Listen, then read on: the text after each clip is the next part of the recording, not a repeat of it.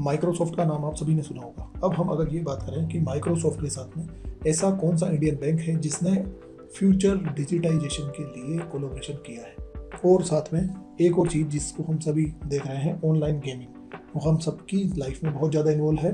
और online gaming के लिए सेंटर फॉर एक्सेलेंस इंडिया में कहाँ इस्टेब्लिश किया जा रहा है। इसी तरह के कुछ तथ्यों को लेते हुए, इसी तरह के नए इनिशिएटिव्स को लेते हुए, अर्थव्यवस्था से जुड़े हुए नए क्या क्या आयाम हैं, उन पर हम बात करेंगे। मैं हूं विवेक दशोरा, आर्गुमेंटेटिव आईएएस ग्रुप। हम मंथ वाइज सेक्टर में बात करेंगे, जिसमें हम जनवरी से सितंबर तक के सभी एस्पेक्ट्स पर इसमें बात करेंगे। पहली बात करते हैं निधि आपके निकट 2.0 प्रोग्राम की, जो कि EPFO employees provident fund organisation द्वारा चलाया जा रहा है। इसकी प्रेजेंस, ईपीएफओ की प्रेजेंस बढ़ाने और लोगों तक इसकी पहुंच बढ़ाने के लिए, ताकि डिस्ट्रिक्ट लेवल पर ज़्यादा से ज़्यादा लोग ईपीएफओ में जुड़ सकें। निधि आपके निकट 2.0 ये 685 जिलों में चलाया जा रहा है। एचडीएफसी बैंक वो बैंक है जिसने माइक्रोसॉफ्ट के साथ में करार किया है, ताकि नेक्स्ट फेज का ट्रांसफॉर्मेशन जो डिजिटाइजेशन है उसमें किया जा सके। वहीं अगर हम सॉफ्टवेयर पार्क और सेंटर ऑफ एक्सीलेंस की बात करें, तो centre of excellence for the online gaming Shillong में एस्टेब्लिश किया जा रहा है। देश के पहले कोल गैसिफिकेशन फर्टिलाइजर प्लांट की बात करें तो वो तलचर उड़ीसा में एस्टेब्लिश किया गया है। कालीन भैया को आप सभी जानते होंगे, जी हाँ, पंकज त्रिपाठी, उनको नेशनल वोटर्स अवेयरनेस के लिए इलेक्शन कमीशन ने ब्रांड एम्बेसडर नियुक्त किया है। ताड़पत्र के बारे में आप सभी ने सुना होगा, पाम लीफ। ताड़पत्र पर जो मैन्युस्क्रिप्ट्स या हस्तलिपि लिखी गई है, उसका म्यूजियम तिरुवनंतपुरम केरला में एस्टेब्लिश किया गया है। ये विश्व का पहला ऐसा म्यूजियम है। अहोम डायनेस्टी, असम का आपने नाम सुना होगा। अहोम डायनेस्टी के जो पिरामिड्स हैं या उनके जो स्तूप हैं वो बने हुए हैं, उनको यूनेस्को ने अपनी वर्ल्ड हेरिटेज साइट में जनवरी 2023 में इंक्लूड किया है। ये चराइडो डिस्ट्रिक्ट असम में है। वहीं कवास गुजरात की अगर बात करें तो यहाँ पर देश का पहला हाइड्रोजन ब्लेंडिंग प्रोजेक्ट एस्टेब्लिश किया गया है, जहाँ पर हाइड्रोजन को ब्लेंड किया जाएगा। अगर हाइड्रोजन से चलने वाली ट्रेन की बात करें, जैसा कि हमने पढ़ा था कि चाइना ने अपनी पहली हाइड्रोजन से चलने वाली ट्रेन लॉन्च कर दी है, जो कि एशिया की ऐसी पहली ट्रेन है। उसी चीज़ को इंडिया में इम्प्लीमेंट करते हुए हाइड्रोजन फॉर हेरिटेज नाम से ग्रीन एनर्जी से चलने वाली पब्लिक ट्रांसपोर्टेशन सिस्टम को इंट्रोड्यूस करते हुए इंडिया में इंडियन रेलवे द्वारा 8 ऐसे मेजर रूट्स हैं जिनको आइडेंटिफाई किया गया है, जिसमें दार्जिलिंग हिमालय, कालका Shimla railway, Kangra valley railway, Nilgiri mountain और मारवाड़ देवगढ़ मदारिया रूट जैसे रूट मुख्यतः शामिल हैं। यहाँ पर हाइड्रोजन फॉर हेरिटेज नाम से हाइड्रोजन ट्रेन चलाई जाएगी। एमवी गंगा विलास क्रूज जनवरी के महीने में बहुत ज़्यादा चर्चा में रहा था, जो कि एक क्रूज सर्विस है जिसमें टूरिस्ट अट्रैक्शन को बढ़ाते हुए क्रूज चलाया गया है। इसका रूट वाराणसी से डिब्रूगढ़ असम तक रखा गया है गंगा नदी में। ये वाराणसी से स्टार्ट होता है। ये वर्ल्ड का लॉन्गेस्ट रिवर क्रूज है, जो रिवर क्रूज टूरिज्म को बढ़ावा देने के लिए प्रारंभ किया गया है। लगभग 3200 किलोमीटर लंबा ये रूट है।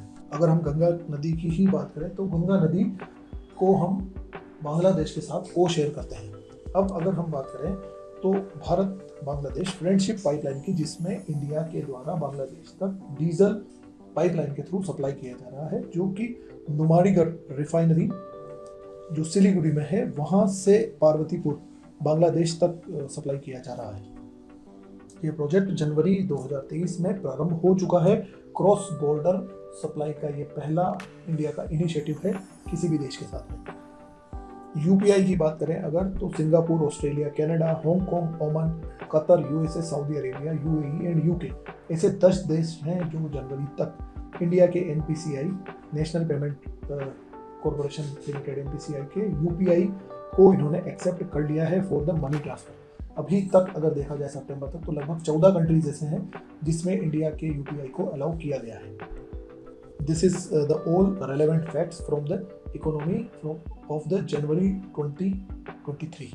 यस, इकोनॉमी के ही टॉपिक्स की बात करते हुए हम आ गए हैं फरवरी 2023 में। क्या आपने श्री अन्न का नाम सुना है? जी हाँ, प्रधानमंत्री मोदी जी ने जितने भी कोर्स ग्रेन्स हैं, न्यूट्रिशियस मिलेट्स हैं, यानी कि जो मोटा अनाज है, जो हम मिलेट ईयर 2023 को भी यूएन ने डिक्लेयर किया है कि वो मिलेट ईयर के रूप में सेलिब्रेट कर रहा है, उसको श्री अन्न नाम दिया गया है प्रधानमंत्री मोदी के द्वारा।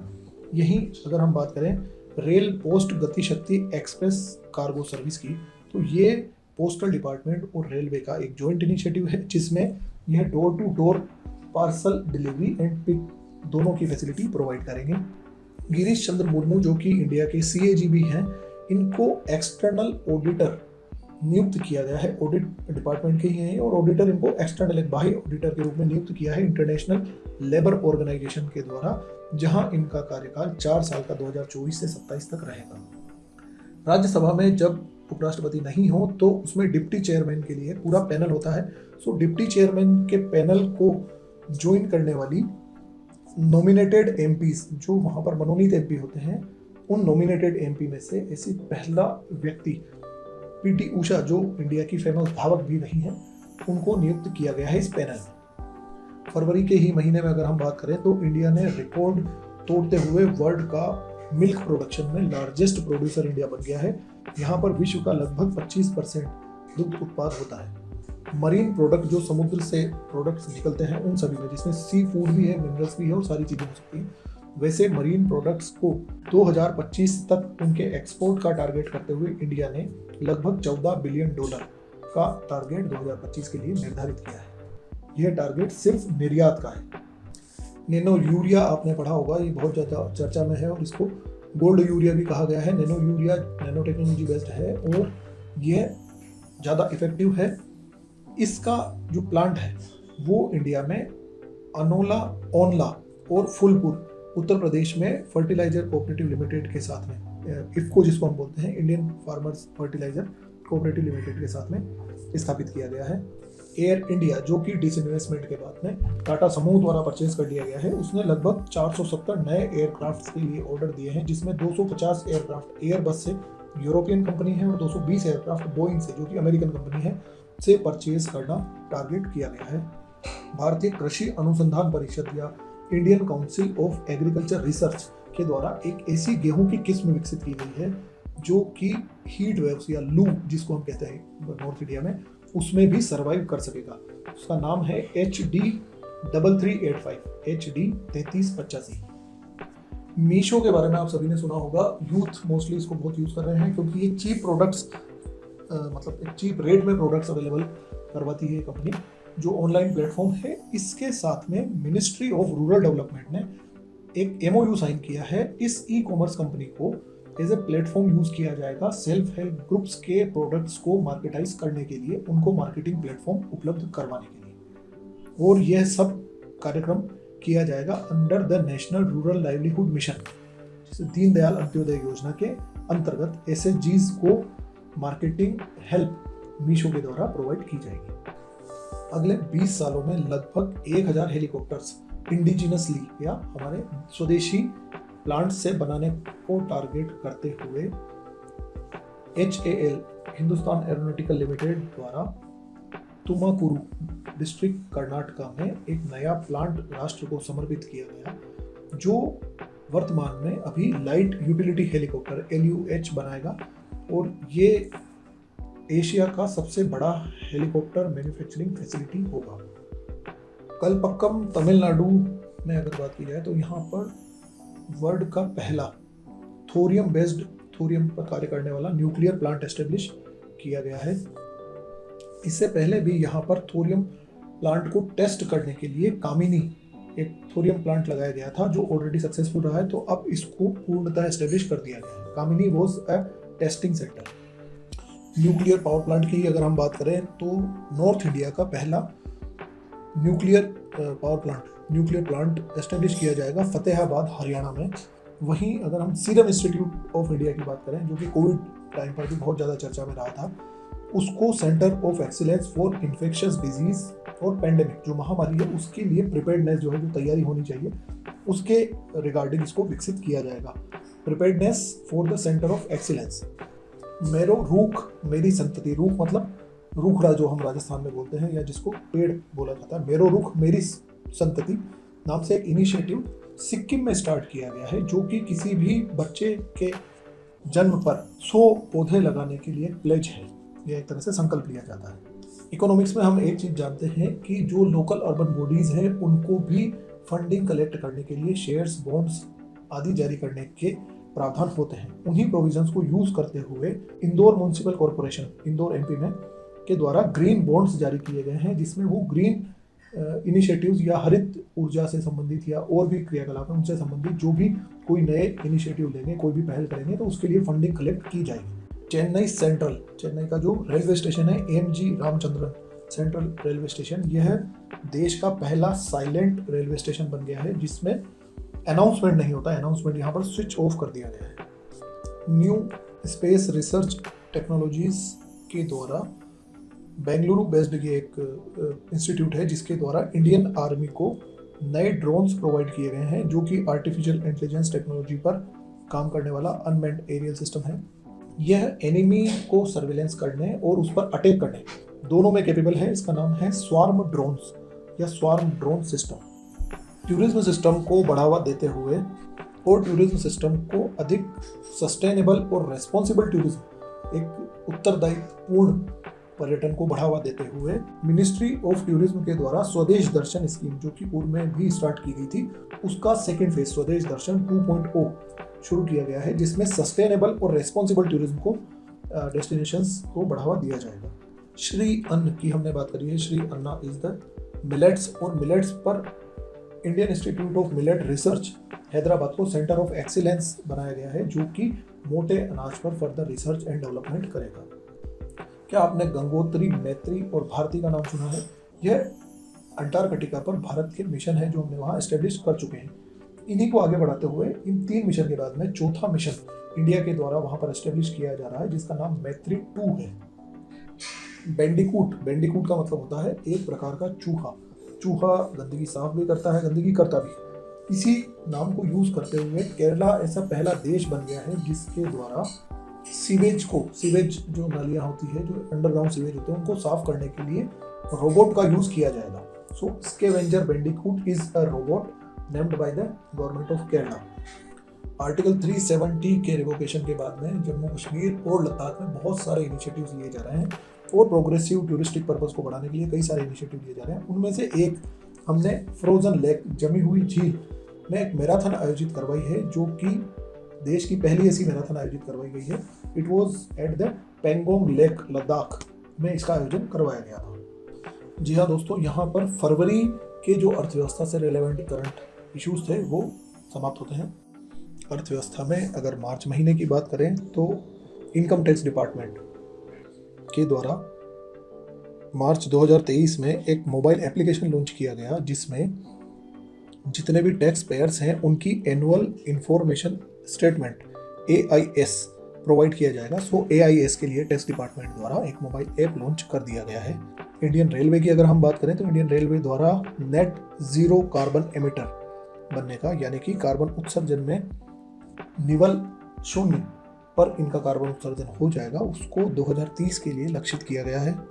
Centre of excellence for green ports and shipping centres, यानी कि जहाँ पर शिप बिल्डिंग होगी वो, और पोर्ट्स को की ग्रीन जो कैटेगरी है उसको मेंटेन करते हुए green port and shipping centre of excellence Gurugram Haryana में इंडिया का पहला ऐसा सेंटर एस्टेब्लिश किया जा रहा है। डिल्मा रोसेफ जो कि ब्राजील के प्रेसिडेंट रहे हैं, उनको न्यू डेवलपमेंट बैंक का प्रेसिडेंट नियुक्त किया गया है। प्रधानमंत्री मित्र मेगा टेक्सटाइल पार्क नाम से कुछ ऐसे टेक्सटाइल पार्क हमारे यहाँ पर एस्टेब्लिश किए गए थे। ऐसा पहला पार्क विरुधुनगर डिस्ट्रिक्ट तमिलनाडु में एस्टेब्लिश किया गया था। ऐसे ही 7 नए पार्क को केंद्र सरकार द्वारा मंजूरी दी गई है, उनके द्वारा एस्टेब्लिश किए जाएंगे। इन 7 राज्यों में तमिलनाडु, तेलंगाना, कर्नाटका, महाराष्ट्र, गुजरात, MP और UP है। अगर टेक्सटाइल इंडस्ट्री की बात करी जाए या टेक्सटाइल इंडस्ट्री के उत्थान की बात करी जाए तो उसमें 5F for female 5F vision रखा गया है। वो 5F क्या है, आपसे ये भी BT में पूछा जा सकता है। सो 5F मीन्स फार्म, यानी कि जो खेत हैं, फाइबर रेशा, factory, fashion and foreign. So farm से लेकर फॉरेन तक एक्सपोर्ट करने तक की पूरी चेन को 5F कहा जाता है। Farm, fibre, factory, fashion and foreign. हम आ गए हैं अप्रैल 2023 में। अगर हम बात करें नवरत्न कंपनी की, आपने नवरत्न, महारत्न कंपनी इसका नाम सुना होगा, मिनी रत्न, इनकी कैटेगराइजेशन आपको याद होगा, वो मैं यहाँ पर नहीं बता रहा हूँ। हम अगर नवरत्न कंपनी की बात करें तो रेल विकास निगम लिमिटेड RVNL 13वीं नवरत्न कंपनी बन गई है। नवरत्न कंपनी का जो अप्रूवल है वो यूनियन मिनिस्ट्री ऑफ फाइनेंस द्वारा दिया जाता है। ये एक PSU है, पब्लिक सेक्टर अंडरटेकिंग है। उड़ान स्कीम का नाम आप सभी ने सुना होगा, जिसकी फुल फॉर्म है जो एविएशन मिनिस्ट्री वाली उड़ान है, उड़े देश का आम नागरिक। इसका 5th फेज उड़ान 5.0 लॉन्च किया गया है, जिसमें रिमोट और रीजनल एरियाज जितने भी हैं उनको कनेक्ट करने को टारगेट किया गया है। इंडिया के टोटल निर्यात का अगर कैलकुलेशन किया जाए, जैसा कि मार्च और अप्रैल का महीना था तो इसमें कैलकुलेट किया गया है, तो 2021-22 से कंपैरिजन में इंडिया का टोटल जो एक्सपोर्ट है वो 13.84% या लगभग 14% की दर से बढ़ा है। यह आंकड़ा पहुंच गया है $770 बिलियन पर। अप्रैल के ही महीने में मलेशिया ऐसा देश बन गया है जो भारत के साथ रुपए में ट्रेड करेगा। भारत के सूचना एवं ब्रॉडकास्टिंग मिनिस्ट्री, जो ministry of information and broadcasting है, उसने अमेजोन के साथ में एक पार्टनरशिप करी है फॉर मीडिया, एंटरटेनमेंट और जन जागरूकता, जहां पर मीडिया, जन जागरूकता और एंटरटेनमेंट के मामले में ये दोनों साथ मिलकर कार्य करेंगे। नागार्जुन सागर श्रीशैलम का नाम आपने सुना होगा, ये टाइगर रिजर्व है। इस टाइगर रिजर्व के एंट्री पॉइंट पर फास्टैग से जो पेमेंट है इनके एंट्री का वो हो सके, इसके लिए national highway authority of India NHAI और टाइगर रिजर्व जो आंध्र प्रदेश के और तेलंगाना दोनों में यह फैला हुआ है, उनके साथ में एक MOU साइन किया गया है। फेडरल एविएशन एडमिनिस्ट्रेशन द्वारा इंडिया को जो स्टेटस है एविएशन सेफ्टी के मामले में, जो उड्डयन सेफ्टी है उसके मामले में, उसमें कैटेगरी फर्स्ट में रखा गया है। एक और इम्पोर्टेंट बात करते हैं, 1 अप्रैल 2023 से जो फॉरेन ट्रेड पॉलिसी 2023 केंद्र सरकार द्वारा लागू की जा रही है उसके बारे में, जिसमें कहा गया है कि हम अब इस पॉलिसी को या एक्सपोर्ट सेक्टर को हम इंसेंटिव का मतलब जो प्रोत्साहन दिया जाता था, इंसेंटिव से एग्जेम्पशन की तरफ ले जा रहे हैं। एग्जेम्पशन का मतलब छूट होती है। प्रोत्साहन में आपको जब आप एक्सपोर्ट कर रहे होते हैं तो उसमें कुछ % की सहायता दी जाती है। मान लीजिए अगर ग्लोबल कॉम्पिटिटिवनेस ज़्यादा है, वहाँ पर मार्केट में अगर आमदनी कम हो रही है तो कुछ आपको यहाँ पर इंसेंटिव्स प्रोवाइड करके उसको कंपेंसेट किया जाता है, वो अनुदान दे दिया जाता है। तो हम अब हमारे फॉरेन ट्रेड को इंसेंटिव्स से बढ़ाते हुए एग्जेम्पशन की तरफ, छूट की तरफ ले जा रहे हैं। 2030 को लक्षित करते हुए हमने $2 ट्रिलियन के एक्सपोर्ट को इसमें टारगेट किया गया है। इसके साथ ही जिलों को एक्सपोर्ट हब इनिशिएटिव के रूप में डेवलप किया जाएगा। कुछ सिटीज़ को एक्सपोर्ट एक्सीलेंस सिटीज़ के रूप में इसमें आइडेंटिफाई किया गया है, जिसमें फरीदाबाद, मिर्ज़ापुर, मुरादाबाद एवं वाराणसी को सेलेक्ट किया गया है। वहीं जो एप्लीकेशन फीस है MSME सेक्टर की, उसको 50 से 60% तक कम कर दिया है। कुछ एमर्जिंग सेक्टर्स हैं जिसमें ई-कॉमर्स को जिला स्तर पर डेवलप करने को इसमें फोकस किया गया है। जिला स्तर, राज्य स्तर एवं विदेशों में जो हमारे इंडियन मिशंस हैं, उन सबको इसमें कोलैबोरेट करते हुए एक्सपोर्ट को प्रमोट करने का लक्ष्य इसमें बनाया गया है। और इसके साथ ही जो एक्सपोर्टर्स हैं उनको इसमें ट्रेन किया जाएगा, उनको प्रशिक्षण दिया जाएगा। प्रशिक्षण के लिए ईच वन टीच वन अभियान इसमें प्रारंभ किया गया है। So this is till the April 2023। हम बात कर रहे हैं मई 2023 की। मई 2023 के कॉन्टेक्स्ट की अगर बात करें अर्थव्यवस्था में, NH34 इस टाइम पर चर्चा में रहा है, जो कि गाजियाबाद से अलीगढ़ तक का एक्सप्रेस वे है। ये 100 किलोमीटर लंबा रोड है जिसको 100 घंटे में बनाने का एक रिकॉर्ड कायम किया गया है। NH34 भारतीय एयरटेल का नाम आप सभी ने सुना होगा। इसने एक्जियाटा डायलॉग कंपनी के साथ में एक एग्रीमेंट साइन किया है। यह श्रीलंकन कंपनी है जो वहाँ पर नेटवर्क एंड कंज्यूमर एक्सपेंशन के लिए ये दोनों कंपनी साथ मिलकर श्रीलंका में कार्य करेंगी। ChatGPT की ही तरह जनरेटिव AI को टेक्नोलॉजी को यूज करते हुए इन्फोसिस ने इन्फोसिस टोपाज नाम से कंपनी लॉन्च करी है। इंडियन टूरिज्म सेक्टर को बढ़ावा देने के लिए विजिट इंडिया ईयर 2023 के नाम से इंडियन मिनिस्ट्री ऑफ टूरिज्म ने अरेबियन ट्रेवल मार्केट UAE में एक नया इनिशिएटिव प्रारंभ किया है। उड़े देश का आम नागरिक उड़ान स्कीम में अगेन जो एविएशन मिनिस्ट्री है उसके द्वारा लास्ट माइल कनेक्टिविटी को बढ़ाते हुए हेलीकॉप्टर का यूज़ इसमें बढ़ाया है। हेलीकॉप्टर के यूज़ को बढ़ाने के लिए उड़ान 5.1 लॉन्च किया गया है, जिससे कि हेलीकॉप्टर टूरिज्म में इंटरेस्ट डेवलप किया जा सके। हमारे ही देश के eastern and north east states को कनेक्ट करने के लिए म्यांमार के साथ हमने एक डेवलपमेंट प्रोजेक्ट साइन किया था, जिसको हमने अपने ग्रांट इन एड्स हमारे यहाँ से भारत सरकार से अनुदान के रूप में उसे पूरा वित्त पोषण दिया गया है, फाइनेंस दिया गया है। उसका नाम है सितवे पोर्ट। सितवे पोर्ट पूर्णतः डेवलप हो चुका है, जिसके लिए हमने Kaladan multi modal transit transport project हमने प्रारंभ किया था। वहाँ पर पहला इंडियन कार्गो शिप पहुंचा है, जिसका नाम है एम विट लॉयन या V273। भारत का सुपर कंप्यूटर है जिसका नाम एरावत है। उसको वर्ल्ड रैंकिंग में अभी 75th प्लेस पर अपनी कंप्यूटिंग स्पीड की वजह से 75th रैंक प्रोवाइड की गई है। Airavat is a super computer of India. Maitri super thermal power plant Bangladesh और भारत की friendship power company private limited के द्वारा बांग्लादेश में एस्टेब्लिश किया गया है। इसमें NTPC इंडिया की कंपनी का योगदान रहा है। यह पावर प्लांट 1320 मेगावाट का है। सर्बानंद सोनोवाल, जो कि पहले असम के मुख्यमंत्री थे और union minister of state shipping and waterways भी हैं, द्वारा ग्रीन शिपिंग या हरित जो पत्तन है उसको प्रभावी बनाते हुए, उसको इनिशिएट करते हुए पोर्ट्स का डिजिटाइजेशन करने के लिए पंचकर्म संकल्प अभियान प्रारंभ किया गया है। नाम याद रखिएगा, पंचकर्म संकल्प। इसमें ग्रीन शिपिंग को प्रमोट करने के लिए 30% का असिस्टेंस गवर्नमेंट ऑफ इंडिया द्वारा दिया जाएगा।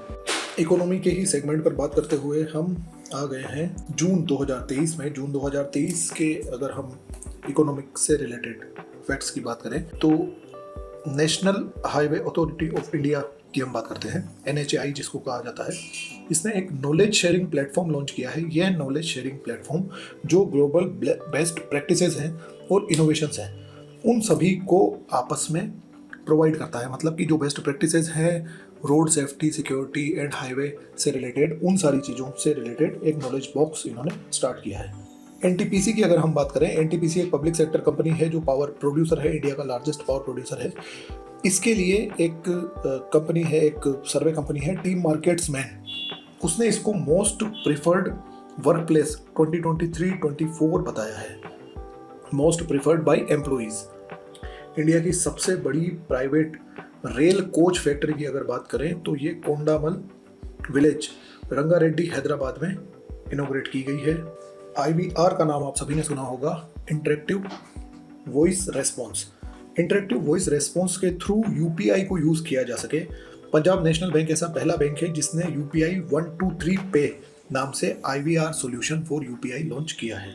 कृषि में उत्पादन से बाद में कृषि के प्रसंस्करण, जिसको प्रोसेसिंग बोलते हैं, या उसके स्टोरेज से संबंधित समस्याएं सबसे ज़्यादा होती है। तो कृषि में वैसी समस्याओं से पार पाने के लिए इंटर मिनिस्ट्रियल एक कमेटी बनाई गई है, जिसमें ministry of agriculture, ministry of consumer affairs और मिनिस्ट्री ऑफ फूड प्रोसेसिंग, इन 3 मंत्रालयों की इंटर मिनिस्ट्रियल एक कमेटी बनाई गई है, जिसके हेड कोऑपरेशन मिनिस्टर होंगे।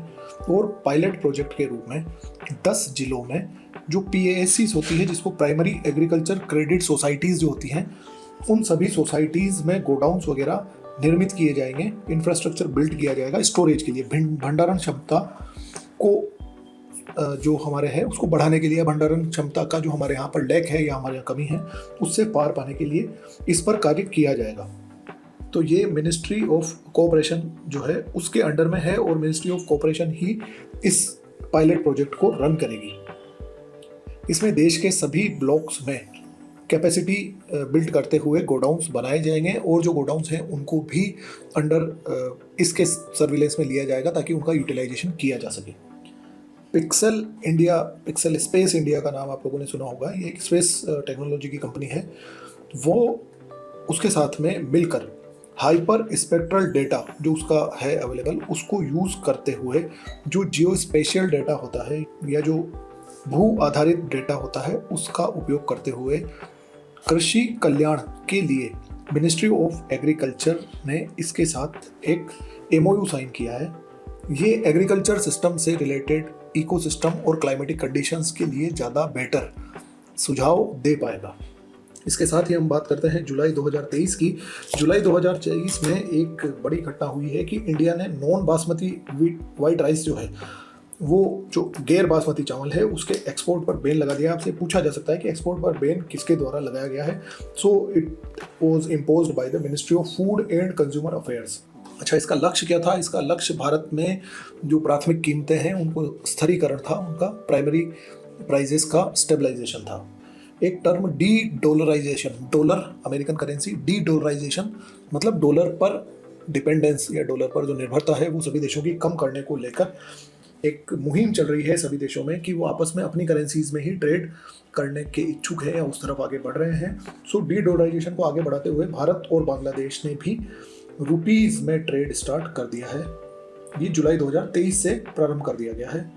इसके साथ ही एक लक्ष्य ये भी है कि हम एक क्षेत्रीय करेंसी, क्षेत्रीय मुद्रा को स्ट्रेंथन कर सकें, किसी क्षेत्रीय मुद्रा को अडॉप्ट कर सकें। एमएसएमई सेक्टर में पशुपालन को या एनिमल हस्बेंड्री, लाइव स्टॉक या पशुधन को बढ़ावा देने के लिए एमएसएमई सेक्टर की तरफ से ministry of fisheries, animal husbandry और डेयरी ने क्रेडिट गारंटी स्कीम लॉन्च करी है। इसके लिए 750 करोड़ रुपए का एक अलग से fund, credit guarantee fund, animal husbandry and dairying department द्वारा एस्टेब्लिश किया गया है और इसमें क्रेडिट यूज़ करने पर, मतलब किसी तरह का लोन लेने पर 25% तक का फंड क्रेडिट कवरेज एमएसएमई के लिए प्रोवाइड किया जाएगा। जो लैंडिंग इंस्टीट्यूशन है, मतलब कि बैंक्स हैं, एनबीएफसीज के द्वारा जहाँ जहाँ भी लोन प्रोवाइड किया जाता है उनके द्वारा 25% का कवरेज इस फंड से प्रोवाइड कर दिया जाएगा।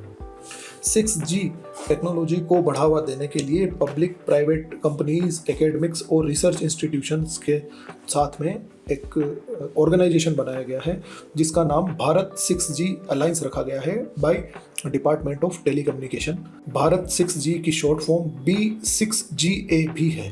So it is Bharat 6G alliance. ये इंडिया में 6G टेक्नोलॉजी के डेवलपमेंट पर कार्य करेंगे। पावर प्लांट्स के संबंध में अगर बात की जाए तो काकरापार न्यूक्लियर पावर प्रोजेक्ट जो कि गुजरात में है, यह इंडिया का पहला स्वदेशी डेवलप्ड, मतलब कि जैसे अगर हम रावतभाटा के पावर प्लांट की बात करें तो इसमें कनाडा के द्वारा, जिसको कैन डू टेक्नोलॉजी भी कहते हैं, कैनेडियन ड्यूटेरियम टेक्नोलॉजी, कनाडा के द्वारा इसमें हमें सहयोग दिया गया है। तो काकरापार जो है यह पहला इंडिया का इंडिजिनस स्वदेशी निर्मित न्यूक्लियर पावर प्लांट है जो कि गुजरात में है, वो प्रारंभ हो चुका है। पावर सेक्टर की ही बात करें तो उसमें झारखंड में एक international power plant Adani group के द्वारा स्टार्ट किया गया है जिसकी जितनी प्रोडक्शन है 100% पावर प्रोडक्शन वो बांग्लादेश को सप्लाई किया जाएगा। ये 1600 मेगावाट का है।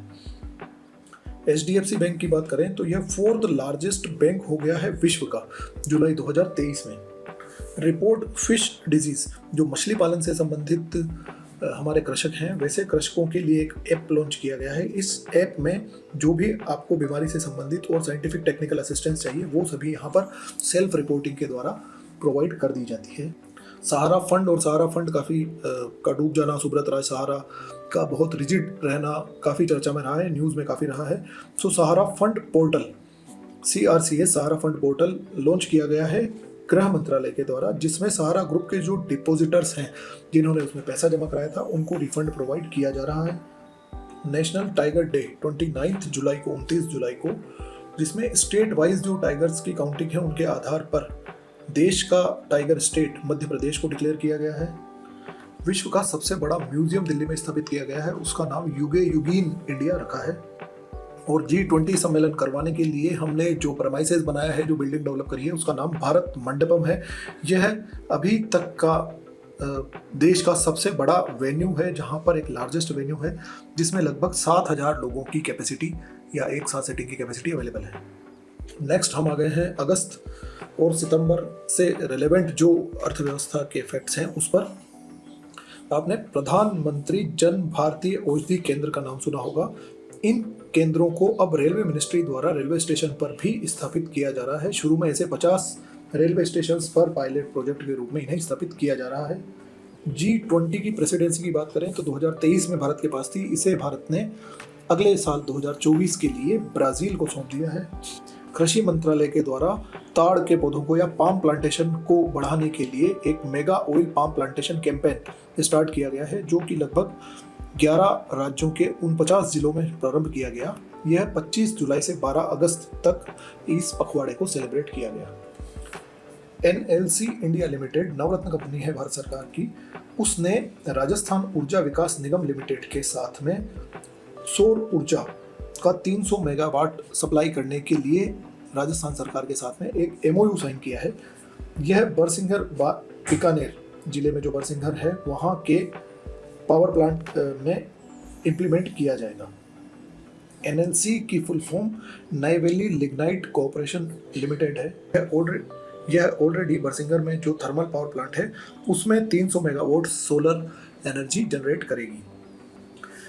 ऐसे शहर जिनकी 3 लाख या इससे अधिक जनसंख्या है उनमें 10 साल तक अगले शहरी क्षेत्र में हरित ट्रांसपोर्टेशन को बढ़ावा देते हुए green urban mobility mission start किया गया है, जिसमें शुरुआत में 169 या 169 ऐसे शहरों को सेलेक्ट किया गया है जहां पर पब्लिक प्राइवेट पार्टनरशिप के मोड पर PME बस सेवा प्रारंभ की गई है। ऐसी 10,000 बसेस इन शहरों में जिनकी 3 लाख या उससे अधिक की आबादी है वहां पर चलाई जाएगी। बिटकॉइन का नाम आप लोगों ने सुना होगा। ऐसे ही जो असेट्स हैं उनको वर्चुअल डिजिटल असेट्स बोला जाता है। वर्चुअल डिजिटल असेट्स में क्रिप्टो करेंसीज, डिसेंट्रलाइज्ड फाइनेंस जिसको डेफी भी बोला जाता है, या नॉन फंजिबल टोकन्स इसमें आते हैं। हाल ही में GST काउंसिल की जो मीटिंग हुई है उसमें GST amendment bill, goods and services tax amendment bill introduce किया गया और उसमें online gaming, online money gaming और वर्चुअल डिजिटल असेट्स को GST के दायरे में लिया गया है। ONGC का नाम आपने सुना होगा। ONGC की जो एक्सटर्नल या फॉरेन कंट्रीज में ब्रांच है उसको ONGC विदेश लिमिटेड कहा जाता है। हाल ही में मिनिस्ट्री ऑफ फाइनेंस ने इसकी कैटेगरी 1 मिनी रत्न से शिफ्ट करते हुए इसको नवरत्न कंपनी का दर्जा दिया गया है। इसके बाद में हिंदुस्तान में ये ऐसी 14th नवरत्न कंपनी बन गई है जो कि सेंट्रल पब्लिक सेक्टर एंटरप्राइजेज या CPSE में आती है। अगर आपसे सीक्वेंस पूछ लिया जाए तो 13th एंड 14th का हम आपको यहाँ पर बता देते हैं कि इससे पहले ऑयल इंडिया लिमिटेड OIL जो है वो 13th नवरत्न कंपनी थी, परंतु उसको अपग्रेड करके अब महारत्न कंपनी कर दिया गया है। तो अब ONGC विदेश 14th नवरत्न कंपनी है और ऑयल इंडिया अब 13th महारत्न कंपनी है।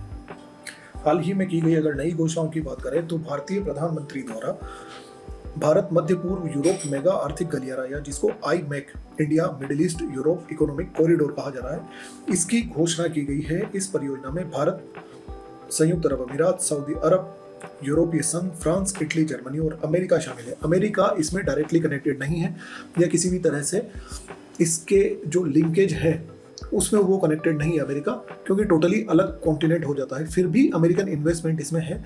ये शो करता है कि हिंद प्रशांत क्षेत्र इकोनॉमी का एक्सिस बनता जा रहा है, इकोनॉमी का या पूरे ग्लोबल कम्युनिटी के इंटरेस्ट का केंद्र बनता जा रहा है Indo Pacific region. According to declaration इसका जो लक्ष्य है वो ऊर्जा उत्पादों सहित और ज़्यादा ट्रेड को स्ट्रेंथन करना है और इस गलियारे में जहाज, रेल और सड़क तीनों ही मार्गों से कनेक्टिविटी को बढ़ाया जाएगा। इसे चाइना के बेल्ट एंड रोड इनिशिएटिव का काउंटर भी बताया जा रहा है। आपने महिलाओं को मुख्यतः ऐसे कार्यों में नहीं देखा होगा जिसमें प्लम्बिंग आता है, LED बल्ब बनाना आता है, ड्रोन को चलाना आता है या उनकी रिपेयरिंग आती है। ऐसे सभी कार्यों को टारगेट करते हुए किसी भी महिला की इनकम को 1 लाख रुपए से अधिक कर दिया जाए और ऐसे 2 करोड़ लाभार्थियों को लक्षित करते हुए केंद्र सरकार द्वारा राज्यों के साथ मिलकर लखपति दीदी योजना प्रारंभ की गई है, जिसमें महिलाओं को इस तरह के कार्यों की ट्रेनिंग दी जाएगी, यानी कि उनको स्किल ट्रेनिंग प्रोवाइड की जाएगी और स्पेशली उन चीज़ों की ट्रेनिंग दी जाएगी जिनमें उनका एप्टीट्यूड है। एप्टीट्यूड का मतलब जिसमें उनकी अभिवृत्ति है, अभिरुचि है। एटीट्यूड एंड एप्टीट्यूड जो होता है, तो वो जिसमें इंटरेस्टेड है उनकी उन्हें स्किल उनकी अपग्रेड करवाई जाएगी। सो दिस इज द लखपति दीदी योजना बाय द सेंट्रल गवर्नमेंट। पारंपरिक व्यवसायों की अगर हम बात करें जैसे कि बढ़ई, लोहार, सुनार, कुम्हार, मूर्तिकार, चर्मकार, धोबी, दर्जी इत्यादि ऐसे कर्मकारों और ऐसे कौशल युक्त श्रमिकों को, कारीगरों को, शिल्पकारों को इनकी समृद्ध परंपराओं को संरक्षित करने तथा इनके लिए पारंपरिक कार्यों में रोजगार को स्टेबिलिटी देने के उद्देश्य से प्रधानमंत्री विश्वकर्मा योजना का प्रारंभ किया गया है। इस योजना में इन कामगारों को प्रमाण पत्र और ID कार्ड दिए जाएंगे और इनको 5% की रियायती ब्याज दर पर 1 लाख रुपए की पहली किस्त और 2 लाख रुपए की दूसरी किस्त के साथ ऋण की सहायता भी उपलब्ध करवाई जाएगी। साथ ही अपने कार्यों को करने के लिए अगर इनको उन्नत किस्म के नई टेक्नोलॉजी के औजारों की आवश्यकता है तो उसके लिए 15,000 रुपये भी इनको असिस्टेंस के रूप में प्रोवाइड किए जाएंगे। ये प्रधानमंत्री विश्वकर्मा योजना है। So that's all from January to September economic affairs from my end. I am Vivek Dashora, Argumentative IAS Group. Have a very best of luck.